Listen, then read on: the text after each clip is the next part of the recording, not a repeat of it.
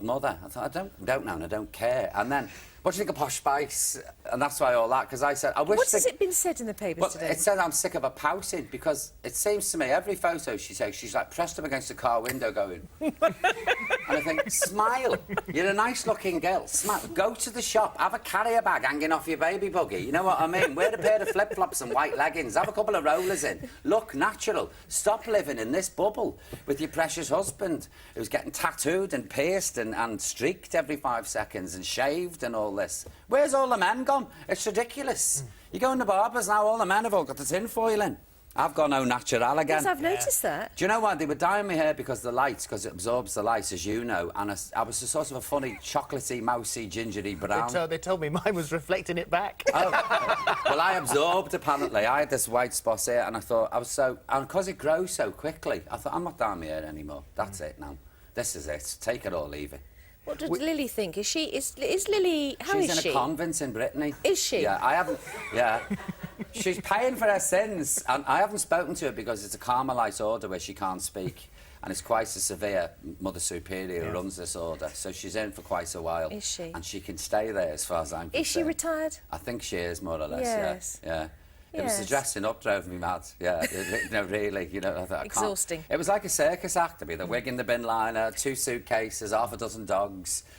You know, it was now a it's just you, well, Buster, Olga. Olga, yeah, and Louis. Louis, that's right. The 3 of them. And it's quite nice now going to work without all that performance.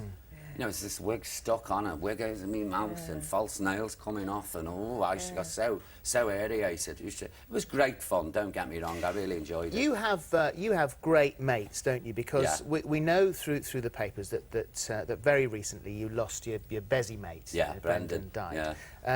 And you say that the doctors sort of said you maybe take some depressants and things, calm yourself down, but you relied completely on the mates that you've got. Well, what happened, you see, with all that? It was so quick. It was 6 weeks, from when he was diagnosed with the cancer, and then they told us it was curable.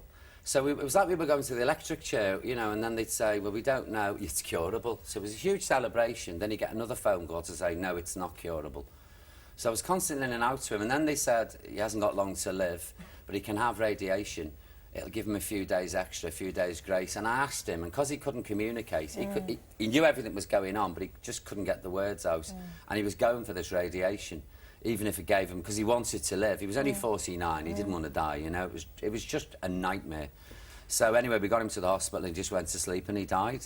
He wasn't in any pain, in the hospital, but it wasn't a nice death for him, and it was terrible to see somebody you love, a big strapping man, just completely fade away. It was really, really sad. But I did have very good friends. I'm eternally grateful to them, who helped me out, No, I didn't take depressants or anything like that.